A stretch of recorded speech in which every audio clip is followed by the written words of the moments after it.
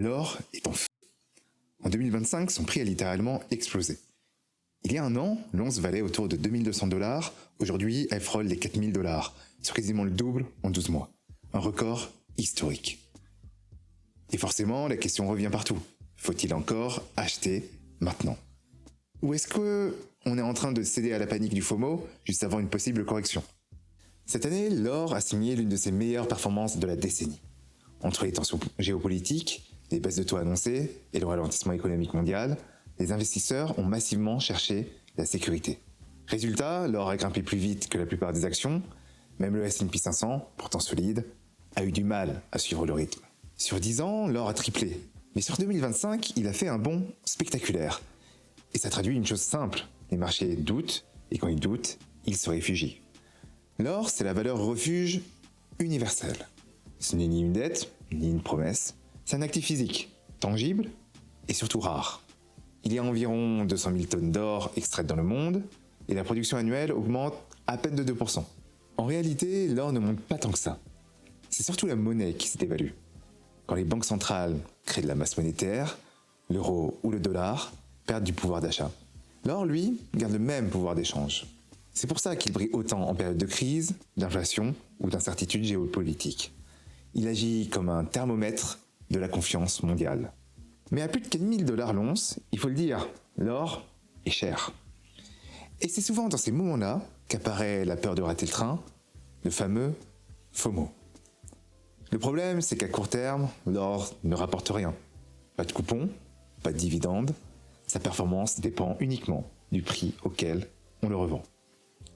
Alors, si tu l'achètes maintenant, il faut savoir pourquoi tu le fais. Malgré ce prix élevé, avoir de l'or dans un portefeuille garde tout son sens. C'est une assurance patrimoniale, un stabilisateur en période d'incertitude. L'or ne bouge pas toujours quand tout va bien, mais il protège quand tout va mal. Et c'est là que sa valeur se révèle. Il n'est pas là pour faire exploser la performance, mais pour préserver la valeur si les marchés se retournent ou que la monnaie s'affaiblit. Il existe plusieurs façons d'investir dans l'or et elles ne se valent pas toutes. Première option, les pièces d'investissement. Les Napoléon, les Krugerrand, les Maple Leaf, elles sont faciles à revendre, parfois avec une prime selon la demande, et elles sont exonérées de TVA en France. Deuxième option, les lingots. C'est le moment le plus direct de détenir de l'or pur. Souvent un peu moins cher au gramme, mais moins pratique pour revendre par petites fractions. Dans les deux cas, il faut un stockage sécurisé. Coffre à la banque, ou plateforme spécialisée. Troisième option, les ETF ou ETC. C'est la méthode la plus simple pour s'exposer à l'or depuis un compte titre ou une appli d'investissement. Tu peux investir petit à petit, c'est liquide sans logistique, mais tu ne détiens pas le métal en propre. Et enfin, il y a une quatrième voie, souvent oubliée, les ETF de sociétés minières aurifères.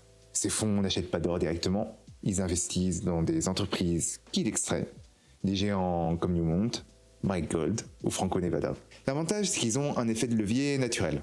Quand le prix de l'or monte de 10%, les profits des minières peuvent grimper beaucoup plus. Mais l'inverse est aussi vrai. Si le cours de l'or baisse, les minières souffrent davantage. C'est donc une exposition plus risquée, mais plus dynamique, idéale pour ceux qui croient à la hausse du métal sur le long terme et qui acceptent plus de volatilité. En France, la fiscalité dépend de la forme d'or que tu détiens. Pour l'or physique, ici on parle de pièces ou de lingots, tu as deux régimes. La taxe forfaitaire sur les métaux précieux, tu payes 11,5% sur le prix de vente, même sans plus-value. Ou bien le régime des plus-values sur biens meubles, avec une taxe de 36,2% sur le gain réel, et un abattement de 5% par an à partir de la troisième année, ce qui donne une exonération totale après 22 ans. Pour l'or via un ETF ou un ETC, c'est la flat tax, à 30%, comme pour les actions. Et pour les ETF minières aurifères, c'est pareil, flat tax 30%, car ce sont des valeurs mobilières, pas de l'or physique.